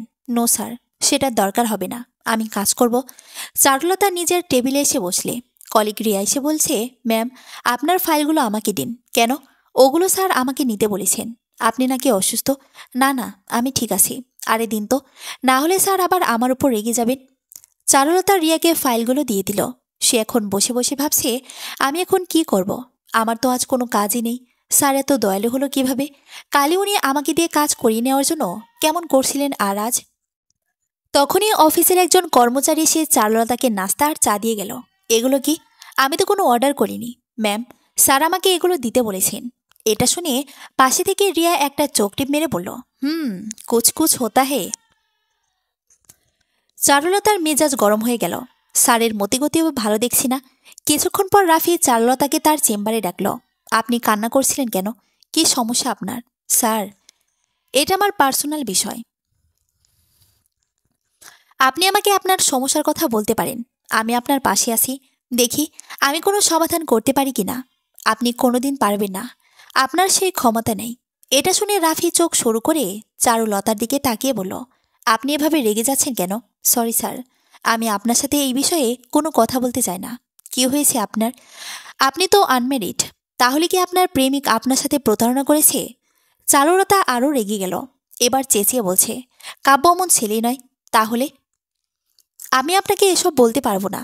চারুলতা অফিস থেকে বেরিয়ে এলো। উফ, স্যার এসব জানতে চাইছি কেন? আর আজ আমার প্রতি এত আগলা দরদের কারণ কি? ও আচ্ছা, বুঝেছি। অন্য মেয়েদের মতো আমি তো আর ওনার পিছনে ঘুরি না, তাই উনি নিজে থেকেই আমার পিছনে লাগতে চাইছেন। লুচ্চা একটা। আই হেট হিম। তখনই ফোনের রিংটং বেজে ওঠে। মায়া কল করেছে। চারুলতা ফোন রিসিভ করলো। অনেকদিন পর মায়ার সাথে কথা হচ্ছে। অনেক কথার পর মায়া বলল, ভালো একটা জব পেয়েছিস তো তোদেরটা কবে? মানে? আরে তোর আর কাব্যের বিয়ে। কি যে বলিস! ওর সাথে আমার ওরকম কোনো সম্পর্ক নেই। তোরা এখনো এসব বলবি? সত্যি করে বল, কবে তোদের বিয়ের দাওয়াত পাচ্ছি? চারুলতার মন খারাপ হয়ে গেল। সে এটা ওটা বলে ফোনটা রেখে দেয়। চারুলতা বাসায় এসে খুব কান্নাকাটি করল। কাব্যকে তার খুব মনে পড়ছে, কিন্তু কাব্যের ফোন বন্ধ। এভাবে 7 দিন কেটে যায়। রাফি হাসানের চারুলতার প্রতি আলাদা কেয়ারিং বেরিয়ে যাচ্ছে। কলিগ রিয়া বলছে, চারুলতা ম্যাম, এখন দিন আপনার, তাই সুযোগটা নিন। স্যার তো আপনি ছাড়া এখন আমাদের কাউকে দেখে না। এই ফাঁকে প্রমোশনটা করে নিন। উফ, কি বাজে বলছেন আপনি! না মানে আমরা যা দেখছি সেটাই দেখছেন, ভালো কথা। আপনারা ওনার লুচ্চামি দেখতে পাচ্ছেন না যে রাফি হাসান একজন বাজে লোক, লুচ্চা প্রকৃতির। আজকে রাফি চারুলতার এই কথাটা শুনে ফেলল। ও কিছু না বলেই অফিস থেকে বেরিয়ে গেল। চারুলতা বাসায় এসে কান্নাকাটি করছে। তার পরিবার আবার তার বিয়ে ঠিক করে ফেলেছে। চারুলতার বাবা বলছে, এবার আর তোর কোনো কথাই শুনবো না। এত ভালো পাত্র আমি আর হাতছাড়া করতেই চাই না। চারুলতা বলল, কিন্তু আমি তো একজনকে পছন্দ করি। সে এখন দেশের বাহিরে আছে। সে কবে কখন আসবে তার কোনো ঠিক নেই। মেয়েদের বেশি বয়স হলে তখন আবার বিয়ে দিতে সমস্যা হয়। আর তাছাড়া এত ভালো পাত্র সবসময় পাওয়া যায় না। আমি কথা দিয়ে ফেলেছি, সামনে তোর বিয়ের দিন ফাইনাল করা হবে। এসব শুনে চারুলতার মাথায় আকাশ ভেঙে পড়ল। একবার ভাবছে বাড়ি থেকে পালিয়ে যাবে, কিন্তু পালিয়ে গেলে তার বাবা মা সমাজে মুখ দেখাবে কিভাবে? রাতের বেলা স্বপ্নে দেখল ওর বাবা হার্ট অ্যাটাক করেছে। চারুলতা মুখে বালিশ চেপে কান্না করছে। কাব্যকে ছাড়া যে ও আর কাউকে মেনে নিতে পারবে না। তাহলে এই বিয়েটা কিভাবে করবে? ওর বাবা মা এখন আর কিছুতেই ওর কথা শুনবে না, তারাই বিয়ে দিবে। চারুলতা ভাবছে, ও যদি এই বিয়ে না করে বাড়ি থেকে পালিয়ে যায়, তাহলে বাবা মা হয়তো কোনোদিন ওকে ক্ষমা করতে পারবে না, আর ওর দেওয়া টাকাটাও হয়তো নেবে না। কিন্তু ছোট বোন আর ছোট ভাইকে মানুষ করার দায়িত্ব যে ওর। না না, আমি এই কাজ কিছুতেই করতে পারবো না। সবার কত আশা আমার উপর। চারুলতা বাধ্য হয়ে বিয়েতে রাজি হয়। এর মাঝে কাব্যকে অনেকবার ফোনে ট্রাই করেছি, কিন্তু পাইনি। চারুলতার ছোট বোন এসে বলছে, এই আপু, ভাইয়ার ছবি দেখবি? ভাইয়া তো খুব সুন্দর, পুরোই হিরো। দেখ এই ছবিটা। চারুলতা বিরক্তির ভঙ্গিতে বলছে, উফ, ওর ছবি দেখার কোনো ইচ্ছে আমার নেই। তোরাই যখন বিয়ে ঠিক করেছিস, তাই তোরাই দেখ। চারুলতা মনে মনে ভাবছে, আমি বিয়ে করব ঠিকই, কিন্তু কোনোদিনও ওকে আমার হাজবেন্ড হিসেবে মানব না। বিয়ের দিন সাজানোর সময় চারুলতা খুব কান্না করছে। ওর ভার্সিটি দিনের কথা মনে পড়ে গেল।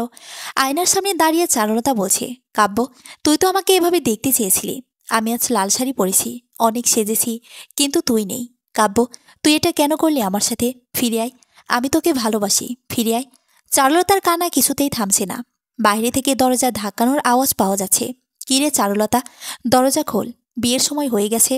চারুলতা দরজা খুলে দিল। চারুলতা কান্না করতে করতে ভাবছে, না না, আমি কিছুতেই এ বিয়ে করতে পারবো না, কিছুতেই না। চারুলতা কাব্যকে ফোন দিল, কিন্তু এখনও ওর ফোন বন্ধ। খুব অস্থির লাগছে তার। চারুলতা বলল, আমি এই বিয়ে করব না। এটা শুনে চারুলতার পরিবার খুব ক্ষেপে যায়। তুই এই মুহূর্তে এসে এখন বলছিস বিয়ে করবি না? আত্মীয় স্বজন পাড়া প্রতিবেশীর কাছে মান সম্মান ডুবাবি নাকি আমাদের? তুই যদি এই বিয়ে না করিস, অপমানে আমরা সবাই গলায় দড়ি দিব। চারুলতার আর কিছু করার নেই। চাপে পড়ে বাধ্য হয়ে বিয়েটা করতে হলো ওর। আর বিদায়ের সময় খুব কান্নাকাটি করলো। এতক্ষণে সে একবারও তার বরের দিকে তাকিয়ে দেখেনি। শ্বশুরবাড়ি এসে চারুলতা যখন তাদের বাসর ঘরে বসে আছে, তখন তার বর রুমে এসে ঢুকলো। দরজা খোলার আওয়াজ পেয়ে চারুলতা তার দিকে তাকাতেই পুরোপুরি শকড। এটা যে তার অফিসের বস রাফি হাসান। চারুলতা অবাক হয়ে বলল, স্যার আপনি? হ্যাঁ আমি। আর এখন স্যার নয়, আপনার বর। চারুলতা খুব রেগে যায়। আপনি আপনি আমাকে বিয়ে করেছেন কেন? আপনার মতো একটা লুচ্চাকে আমি আমার বর হিসেবে মানি না। এই মেয়ে, আসতে। নতুন বউ এত জোরে কথা বলে আশেপাশের মানুষ কি ভাববে? বাড়ি ভরা মেহমান রয়েছে। চুপ করুন আপনি, আর এক্ষুনি বেরিয়ে যান এই রুম থেকে। আমার রুম থেকে আমাকে বের করে দিচ্ছেন? ও ঠিক আছে, তাহলে আমি চলেই যাচ্ছি। আপনার সাথে এক ঘরে আমি থাকবো না, কখনোই না। এই রুমের বাইরে এক পাও দেবে না তুমি। আজ থেকে এখানেই থাকতে হবে তোমার এবং আমার সাথে। চারুলতা কান্না করতে করতে বলছে, কাব্য রে, কোথায় তুই? আমাকে কেন এই অবস্থায় ফেলে দিলি? এখন আমি কি করব? রাফিক অবাক হয়ে বলছে, কে কাব্য? চারুলতা চোখে পানি নিয়ে রাফির দিকে তাকিয়ে বলছে, সে আমার জীবনের নায়ক, যাকে আমি ভালোবাসি।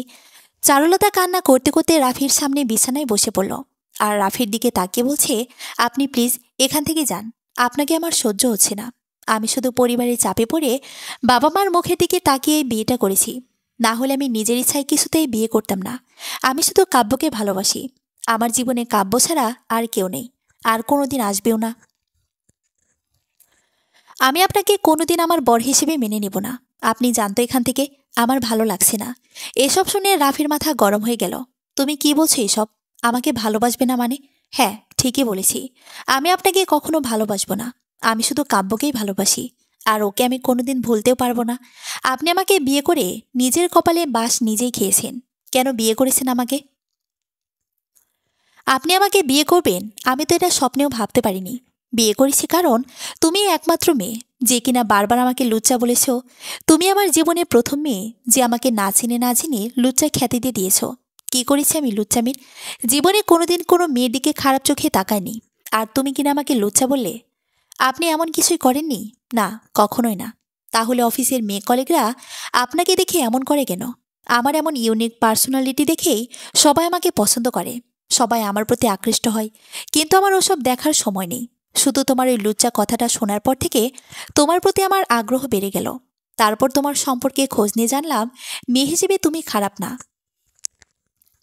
তোমার personality unique and I like it. তারপর ফাইনালি তোমাকে ডাইরেক্ট বিয়ের কথা সিদ্ধান্ত নিলাম। তারপরের কাহিনী তো তুমি সব জানোই। তোমার বাবা মা আমাকে দেখার সাথে সাথেই এই বিয়েতে রাজি হয়ে যায়। চারুলতা রেগে গিয়ে বলল, কিন্তু আমি আপনাকে বিয়ে করতে রাজি ছিলাম না। আমি জানতাম না যে ওটা আপনি হবেন। হ্যাঁ, আর সেই জন্যই তোমার এখন লাকি ফিল করা উচিত যে তোমাকে প্রেমের কোনো প্রস্তাব না দিয়ে সরাসরি বিয়ে করে নিয়েছি। উফ, আপনি কেন বুঝতে পারছেন না? আমি আপনাকে চাই না। ইচ্ছা না থাকলেও আমি তো আর এখন এই রুমের বাইরে থাকতে পারবো না। বাড়িতে আত্মীয়রা খারাপ ভাববে, কারণ আমি নিজে পছন্দ করে তোমাকে বিয়ে করেছি। এখন যদি তারা জানতে পারে তুমি আমার সাথে সুখী না, তাহলে সবার আগে আমার বাবা মা কষ্ট পাবে। তুমি প্লিজ তাদের কষ্ট দিও না। তোমার যা বলার শুধু আমাকে বলো। তাদের সামনে এরকম কোনো রিয়েক্ট করো না প্লিজ। আমার একটা মান সম্মান আছে। কে বলেছিল আমাকে বিয়ে করতে? ওই যে বললাম, তুমি আনকমন বলেই তোমাকে ভালো লেগে গিয়েছিল। কিন্তু আমার ভালোবাসা আপনি কোনোদিন পাবেন না। রাফি মনে কষ্ট নিয়ে বিছানা থেকে একটা বালিশ নিয়ে সোফায় এসে শুয়ে পড়ল। আজকের দিন নিয়ে কত কত কল্পনা ছিল তার। এসব কিছুই মাটি। চারুলতার জীবনের নায়ক নাকি অন্য কেউ।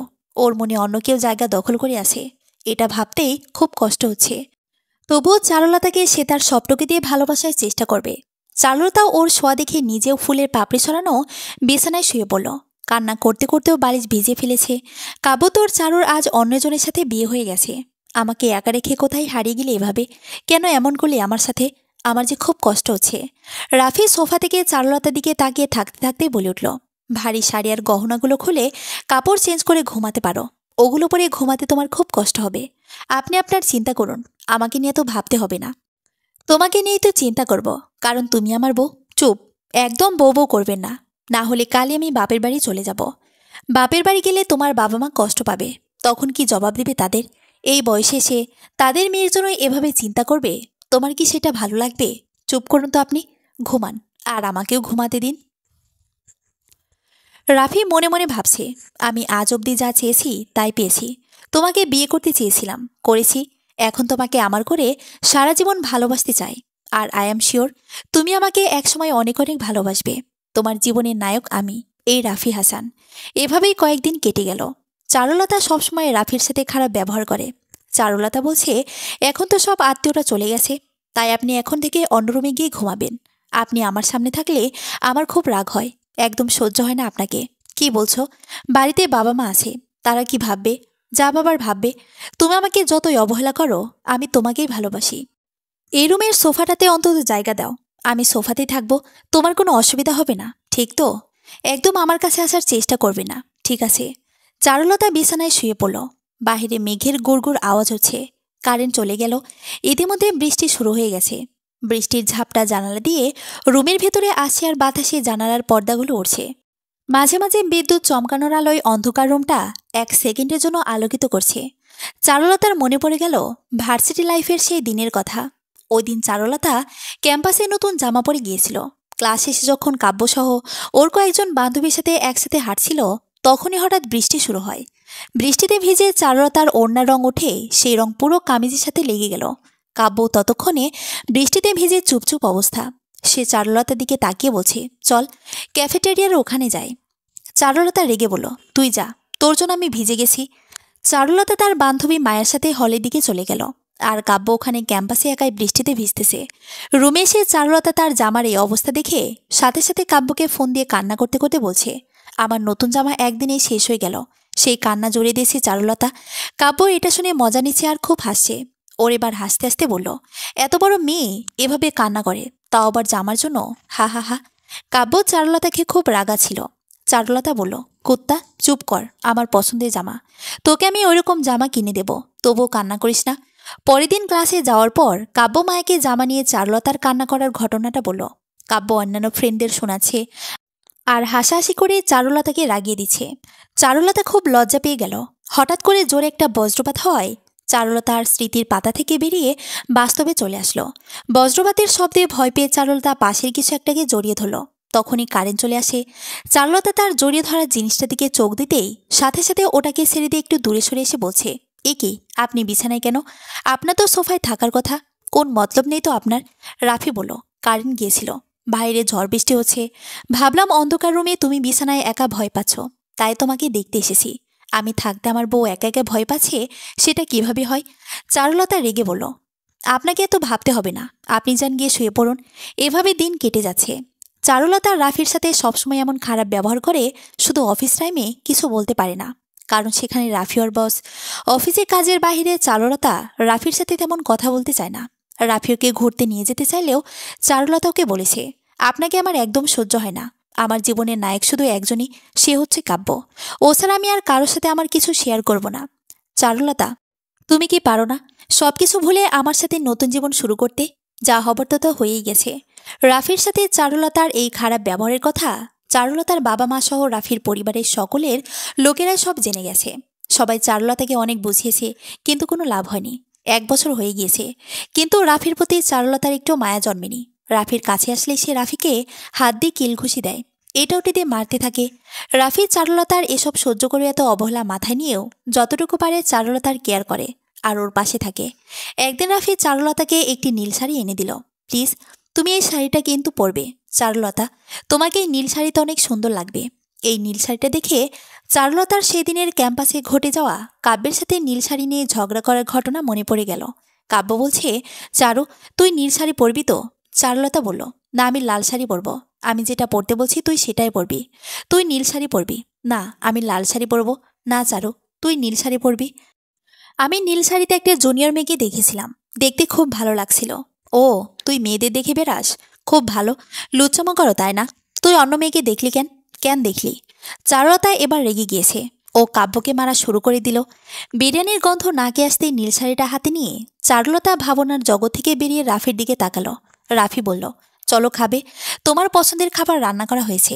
ইস, কবে যে আমার বউটা আমার জন্য রান্না করবে।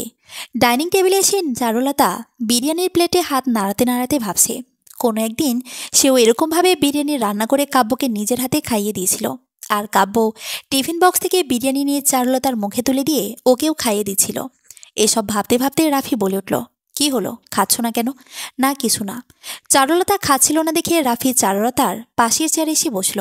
প্লেট থেকে খাবার তুলে নিয়ে বলল, দেখি হা করো। রাফি চারুলতাকে এখন খাইয়ে দিচ্ছে।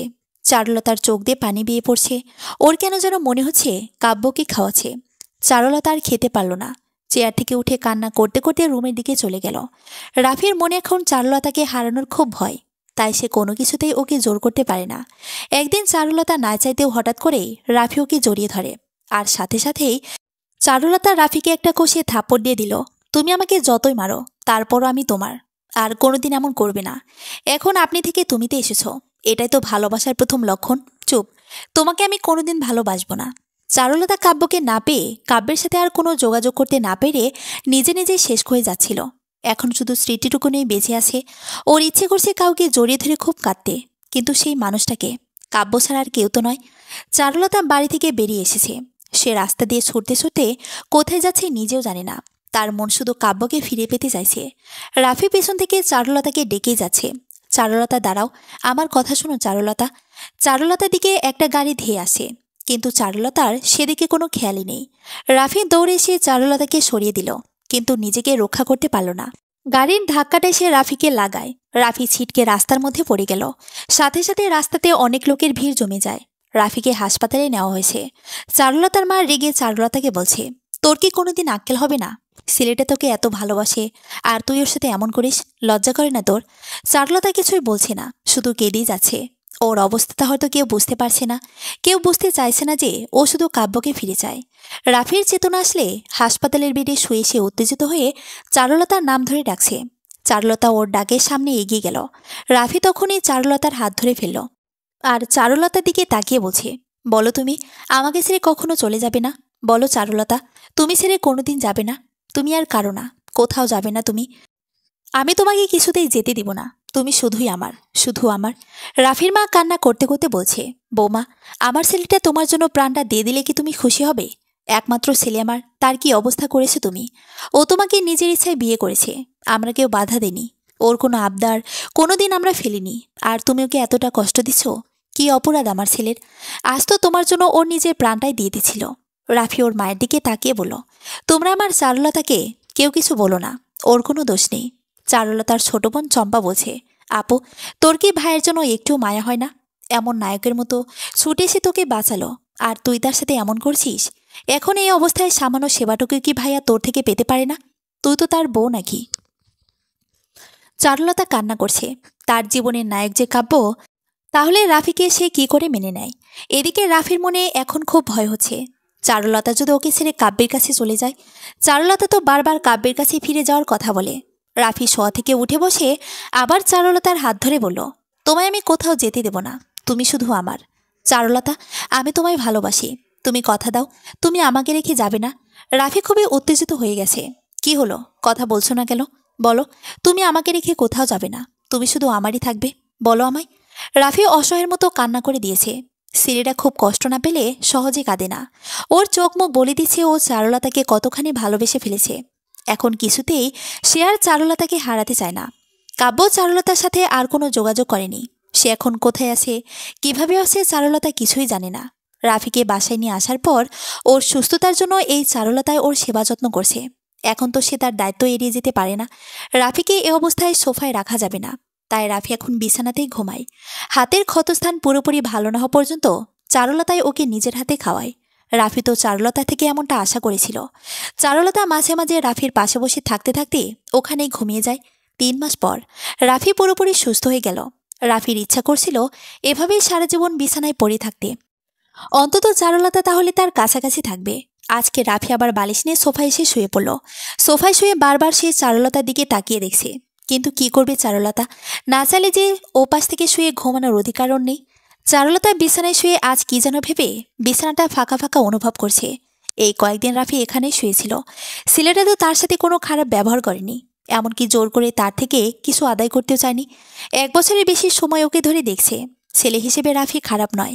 1 বছর আগে ওর সম্পর্কে না জেনেই ওকে খারাপ ভেবেছিল। কিন্তু রাফি অন্যান্য ছেলেদের মতো নয়। চেহারা ভালো, আর চরিত্রের দিক থেকেও সে ভালো। সত্যি তার তো কোনো দোষ নেই। তার একটাই অপরাধ, সে চারুলতাকে বিয়ে করেছে। কিন্তু বিয়ে করে চারুলতার থেকে ভালোবাসা না পেলেও চারুলতাকে সে খারাপ রাখেনি। নিজের ভালোবাসার বিনিময়ে সে কোনো প্রতিদান চায়নি। চারুলতার খুব কষ্ট হচ্ছে। ও তো মনে মনে এমন একজন ছেলেকেই চেয়েছিল। এমন একজনকেই তো সে তার জীবনের নায়ক হিসেবে পেতে চায়। কিন্তু যাকে সে চেয়েছিল তাকে তো সে পেল না। কিন্তু ভাগ্যের কি পরিহাস, চারুলতা যেমন ছেলে চায় রাফি তো ঠিক তেমনই। এমন একজনকেই সে তার বর হিসেবে পেয়েছে। কিন্তু চারুলতা তো রাফিকে ভালোবাসতে পারছে না। বুকে খুব কষ্ট হচ্ছে তার। এমন একজন সামনে থাকার পরও তাকে সে আপন করতে পারছে না। চারুলতা এখন রাফির প্রতি ভরসা জন্মেছে। এখন বিলিভ করে রাফি ওকে ছেড়ে কোনোদিন যাবে না। রাফিকে এত অবহেলা করার পরেও তার চারুলতার প্রতি ভালোবাসা এতটুকু কমেনি। অন্য কোনো ছেলে হলে হয়তো এতদিনই জোর করে সব আদায় করে নিত। কিন্তু রাফি কখনোই এমন কিছু করেনি। সে চায় চারুলতা হয়তো কোনো একদিন তাকে মন থেকে গ্রহণ করে আপন করে নেবে। রাফি সেই দিনেই অপেক্ষায় আছে। রাফি জানে চারুলতার ছেলেদের প্রতি খুব খারাপ ধারণা। হয়তো সে কখনো প্রতারিত হয়েছিল। ছেলেরা শুধু মেয়েদের শরীর আর সৌন্দর্যতা চায়, মনটাকে আর তারা কখনো ভালোবাসে না, এমনটাই ধারণা চারুলতার। তাই রাফি কখনোই চারুলতার প্রতি এমন কিছু প্রকাশ করেনি যাতে চারুলতা ওকে খারাপ মনে করে আরও দূরে ঠেলে দেয়। রাফি চারুলতার মনকে বুঝে নিয়েছে, তাই সে চারুলতাকে সময় দিচ্ছে যাতে চারুলতা ওকে আস্তে আস্তে চিনতে পারে। চারুলতা শুয়ে শুয়ে কান্না করছে। পাশে একটি ভালোবাসার মানুষ থাকতেও সে তাকে ভালোবাসতে পারছে না। এসব দেখে চারুলতার ইচ্ছে হচ্ছে কাউকে প্রচুর ভালোবাসতে, কিন্তু সেটা কাকে? বুকের মধ্যে এতদিনের অনেক কষ্ট জমা হয়ে আছে তার, আর পারছে না। দেওয়ালে পিঠ ঠেকে গেছে, এভাবে তো বাঁচা যায় না। চারুলতা পাশ ফিরে সোফার দিকে তাকিয়ে রাফিকে দেখল। কি নিশ্চিন্তে ঘুমাচ্ছে সে। চারুলতা মনে মনে বলছে, আচ্ছা, সবারই তো ভালোবাসার একটা মানুষ থাকে, আর তাকে সে কত কত ভালোবাসে। আর আমারও তো ইচ্ছে হয় কেউ আমায় ভালোবাসুক, খুব ভালোবাসুক। তখনই আবার রাফির দিকে তাকিয়ে ওর মনে কিসে যেন ভরসা পেল। মনে হচ্ছে কেউ ওর পাশে আছে। এই 1 বছরের বেশি সময় ধরে এই মানুষটা ওর সাথে রয়েছে। একজন ভালো মানুষ হওয়ার জন্য সবগুলো গুণ ওর মধ্যে রয়েছে। চারুলতা ওকে খুব কাছে থেকে দেখেছে। ওভাবে ওর সাথে খারাপ ব্যবহার করার জন্য আজ সত্যি কেন যেন খারাপ লাগছে। চারুলতা ঠিক করলো আজ থেকে ওর সাথে আর খারাপ ব্যবহার করবে না। পরদিন সকালে রাফি অফিসে চলে গেলে চারুলতা ওদের রুমটা পরিষ্কার করছে। সে আজ অফিসে যায়নি। রাফির বুক সেলফটা গোছাতে গিয়ে একটা ডায়েরি চোখে পড়ল, সুন্দর মলাটের একটা ডায়েরি। চারুলতার ডায়েরিটা হাতে নিয়ে দেখতে থাকে। হঠাৎ করেই ডায়েরিটা খুলে দেখল সেখানে কয়েকটা পৃষ্ঠাতে কিছু কবিতা লেখা আছে। পৃষ্ঠা উল্টাতেই আরও অনেক সুন্দর সুন্দর লেখা দেখতে পায়। কয়েকটা লেখা পড়তেই চারুলতা নিজের অজান্তেই বলে উঠল, এত সুন্দর লেখে রাফি, আগে তো জানতাম না। চারুলতার ডায়েরির আরও কয়েকটা লেখা পড়ে খুবই মুগ্ধ হয়ে গেল, কারণ সে লেখালেখি খুব পছন্দ করে। রাফির লেখা প্রতিটা কথাই অনেক সুন্দর, দেখে বোঝা যাচ্ছে খুব গভীর চিন্তা ভাবনা ওর। চারুলতার ডায়েরিটা যেখানে ছিল আবার সেখানে রেখে দিল। রান্নাঘরে এসেও চারুলতা শুধু রাফির এই লেখাগুলোর কথাই ভাবছে। সত্যি, এরকম একজন মানুষকে তো কখনোই ঘৃণা করা যায় না, কিন্তু ভালোবাসা কি যায়? ছি, এসব আমি কি ভাবছি? আমি কি রাফির প্রতি দুর্বল হয়ে যাচ্ছি? রাফির মা বলে উঠল, কি বৌমা, কি ভাবছো? তোমাকে তো ফ্রিজ থেকে মাংসটা আনতে বললাম, এই তো এক্ষুনি যাচ্ছি। কিছুক্ষণ পর চারুলতা রুমে এসে আবার ডায়েরিটা নিয়ে পড়তে শুরু করলো। এটা যে তাকে খুব আকর্ষণ করছে। এখানে রাফির ভার্সিটি লাইফের কিছু মজার ঘটনা কথাও লেখা আছে। চারুলতা সেসব পড়ে জোরে জোরে হাসে। অনেকদিন পর চারুলতা আজ মন খুলে হাসে। চারুলতার হাসির শব্দ পেয়ে রাফিদের বাসার কাজের মেয়েটা রুমে এসে বলছে, ভাবি সাহেব, আপনি এইখানে কেন? একা একাই হাসতেছেন? আম্মাজান তো সেই কখন থেকে আপনারে ডাকতেছে। চারুলতা ওকে দেখে হাসি থামিয়ে বলল, এই রে, আমি তো একদম ভুলে গেছি, চলো। চারুলতা আজকে নিজের হাতে বিরিয়ানি রান্না করলো। রাফি অফিস থেকে এসে ডাইনিং টেবিলে খাওয়ার সময় বলছে, চারুলতা, তোমার বিরিয়ানি রান্নার কোনো তুলনাই হয় না। আমি তো ওই বিরিয়ানির প্রেমে পড়ে গেলাম। এখন কিন্তু প্রতিদিন আমাকে করে খাওয়াতে হবে। তুমি কিন্তু একটু বেশি বাড়িয়ে বলছো। না জান, সত্যি তোমার রান্না করা বিরিয়ানি যে এত টেস্টি তো আগে তো জানতাম না। পুরাই সারপ্রাইজড। আমিও সারপ্রাইজ। তুমি আবার কেন? তোমার লেখা পড়ে, বলে চারুলতা হাসতে থাকে। রাফির মুখ এবার শুকিয়ে গেল। কি, তুমি আমার ওই ডায়েরি দেখেছো নাকি? শুধু দেখিনি, পড়ে ফেলেছি। কি, সব পড়েছ? ওই টয়লেটের বিষয়টাও? হল থেকে শুরু করে কবিতা সব পড়েছি। এত সুন্দর করে কেমনে লেখে মানুষ। Really I am surprise. Rafi একা বাঁকা হেসে দিয়ে বলছে, প্রেমে পড়ে গেছো নাকি? চারুলতা রেগে বলল, চুপ, একদম বাজে কথা বলবে না। রাফি চারুলতার হাত ধরে তার পাশের চেয়ারটায় ওকে বসিয়ে দিল। কি হচ্ছে কি? আমাকে খাই দিতে হবে। রাফি এখন মুখটা এমন করে রেখেছে যে ওটা দেখে চারুলতার মায়া হলো। সে এখন রাফির মুখে খাবার তুলে দিচ্ছে। রাফিও চারুলতাকে আজ খাওয়ালো। রাতের বেলা রাফি বারান্দায় বসে আছে। রাফি বারান্দা থেকে রুমে আসতেই চারুলতার সাথে ওর চোখাচোখি হয়ে গেল। চারুলতা চোখ নামিয়ে নিয়ে বিছানায় শুয়ে পড়ল। রাফিও সোফায় এসে চুপচাপ শুয়ে পড়ে। তখনই চারুলতার ফোনে রিংটং বাজা শুরু করে। মায়া ফোন দিয়েছে। চারুলতা ফোনটা রিসিভ করে বারান্দায় চলে গেল কথা বলতে। কথা বলতে বলতেই মায়া বলল, রাফি ভাইয়ের সাথে তোর সব মিটমাট হয়েছে? কি মিটমাট হবে? চারু, তোরা সুখী হ, আমি এটাই সবসময় চাই। কিন্তু এটা কিভাবে সম্ভব? তা হবার নয়। তুই চাইলে সব সম্ভব। দেখ, অতীত নিয়ে পড়ে থাকলে তো হবে না, বল। কেউ না জানুক, আমি তো জানি তুই কাব্যকে ভালোবাসতি। আমার সাথে কেন এমন হলো বলতো? কিছু হয়নি। মানুষের জীবনে এরকম অনেক অতীত থাকে। সেসব নিয়ে পড়ে থাকলে কি কারো জীবন চলবে বল? এসব মনে রাখলে তো পৃথিবীতে চলাই যাবে না। তোর বিয়ের 1.5 বছর হতে চলেছে। এখন তো নিজের সংসার সাজানোর চিন্তা করবি, তাই না? এই দেখ, আমার তো ভার্সিটি থাকতেই কয়েকজনের সাথে প্রেম হলো, তারপর আবার ব্রেকআপও হলো। তাই বলে কি আমি এখন বিয়ে করে সুখী হইনি? এখন অনেক ভালোই দিন যাচ্ছে আমার। নিজের হাজবেন্ড আর মেয়েকে নিয়ে অনেক ভালো আছি। আমি তো কাব্যকে কোনোদিনও ভুলতে পারবো না। ও আমার মনে চিরদিন থাকবে। কিন্তু এখন তো তোকে বাস্তবটা মেনে নিতেই হবে। সব ভালোবাসা তো আর পূর্ণতা পায় না। তোর ভাগ্যে এটাই ছিল। সত্যিটা মেনে নিয়ে রাফি ভাইকে নিয়ে সুখী হ। চারুলতা ফোনটা রেখে দিয়ে বারান্দার গ্রিল ধরে কান্না করছে। ওর এখন ইচ্ছে করছে অন্য সবার মতো সংসার করতে, কিন্তু ও তো রাফিকে মেনেই নেয়নি। হঠাৎ চারুলতার কাঁধে কেউ হাত রাখল। চারুলতা এদিকে ঘুরে তাকাতে রাফি বলে উঠল, কাঁদছো কেন? একটু আগেই তো তুমি হাসি খুশি ছিলে। তোমাকে রাগলেও অনেক ভালো লাগে, কিন্তু কাঁদলে একদম বাজে দেখায়। আর কাঁদবে না। চারুলতা বলল, তুমি এখানে? রাফি চারুলতার চোখের পানি মুছে দিয়ে বলছে, অতীত সবারই থাকে, আর অতীত নিয়ে পড়ে থাকলে সামনে আগানো যায় না। তোমার অতীত তোমার জীবনকে অনিশ্চিত করে ফেলেছে, আর তুমি এর থেকে বেরিয়ে আসতে পারছো না। সত্য এটাই, তুমি যত তাড়াতাড়ি এটা থেকে বেরিয়ে আসবে ততই তোমার জন্য ভালো। আমি কাব্যকে কখনোই ভুলতে পারবো না। তাহলে ওকে স্মৃতির পাতায় একটি সুন্দর স্মৃতি হিসেবে রেখে দাও, কিন্তু এখন বাস্তবের সাথে সেই অতীতকে মিলিয়ে ফেলো না। রাফি, তুমি আমাকে ছেড়ে কোনোদিন চলে যাবে না তো?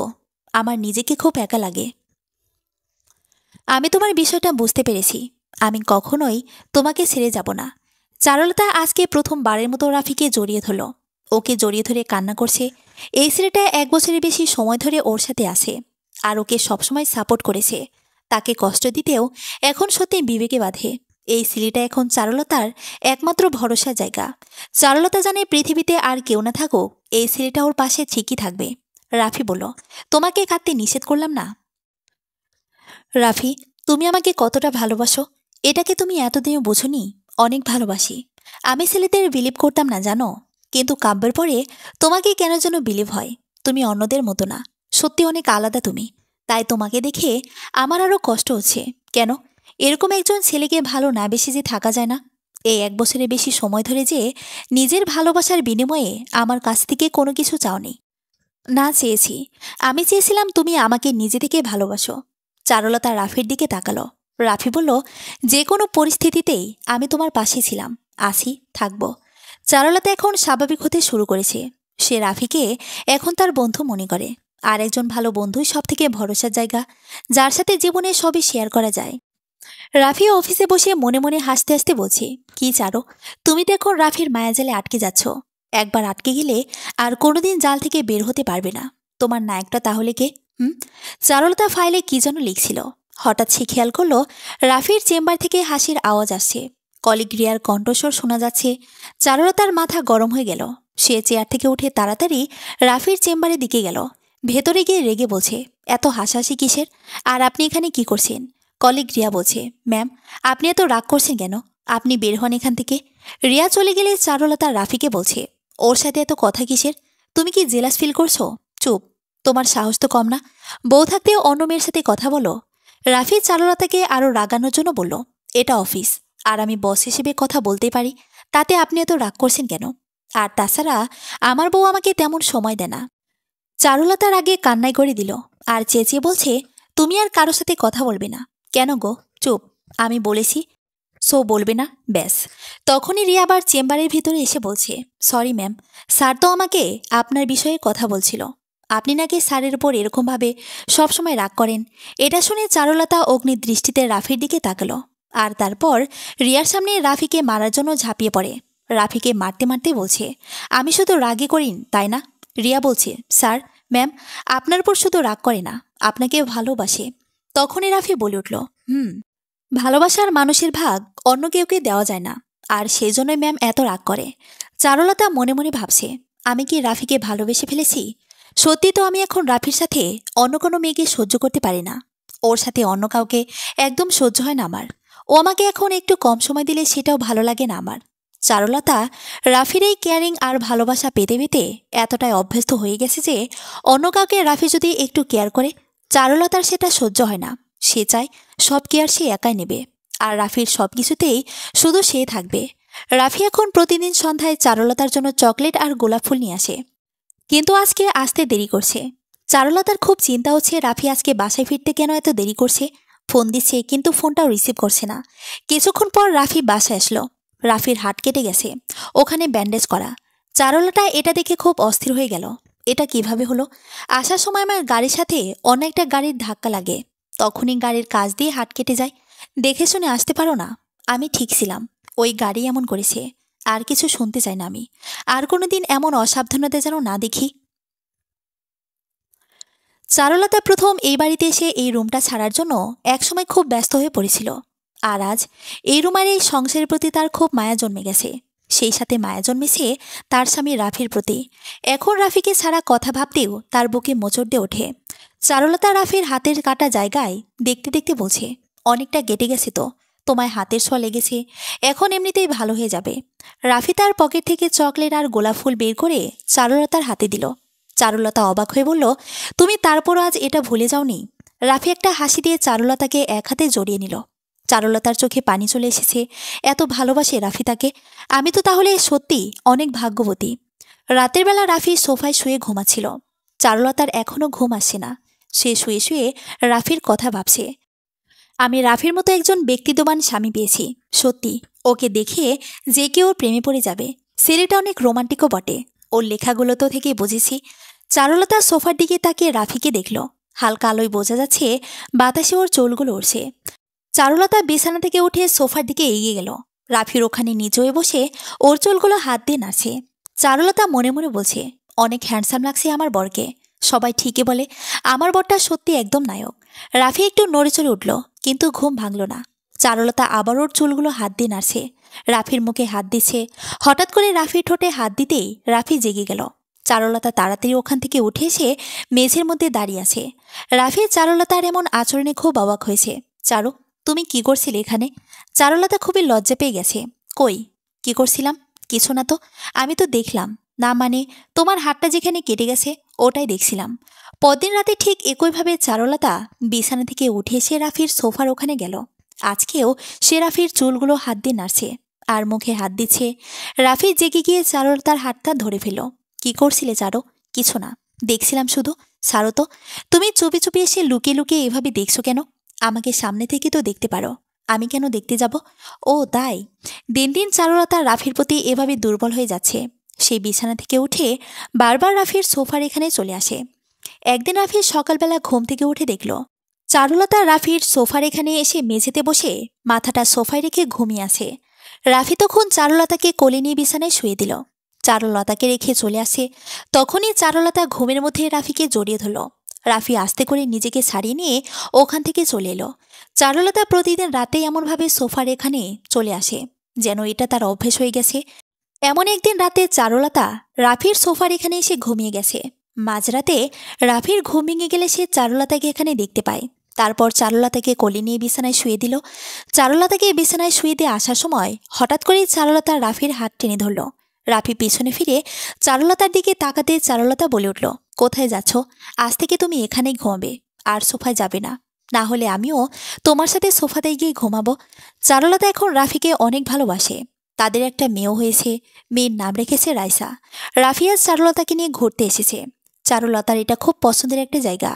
এরকম সুন্দর সবুজ সমারোহের মধ্যে কাব্যকে মাঝে মাঝে ঘুরতে নিয়ে আসতো। আজ রাফির সাথে এখানে এসে চারুলতার খুব ভালো লাগছে। মনে হচ্ছে জীবনে আর কোনো কষ্ট নেই। সে তার মনের মানুষকে পেয়ে গেছে। তার জীবনের নায়ককে সে পেয়ে গেছে। সে আর কেউ নয়, তার পাশে বসে থাকা মানুষটি তার জীবনের নায়ক। চারুলতা রাফির হাত ধরে রাস্তা দিয়ে হাঁটছে। খুব সুন্দর এই জায়গাটা। রাস্তার দুই পাশে সবুজ মাঠ, আর যতদূর চোখ যায় শুধু সবুজ আর সবুজ। এখন চারুলতা নিজেকে খুব সুখী আর ভাগ্যবতী মনে করছে, কারণ তার জীবনের সত্যিকারের নায়ককে সে নিজের করে পেয়ে গেছে। চারুলতা রাফির হাত ধরে এই সুন্দর জায়গাটায় বসে কিছু অসাধারণ মুহূর্ত পার করছে।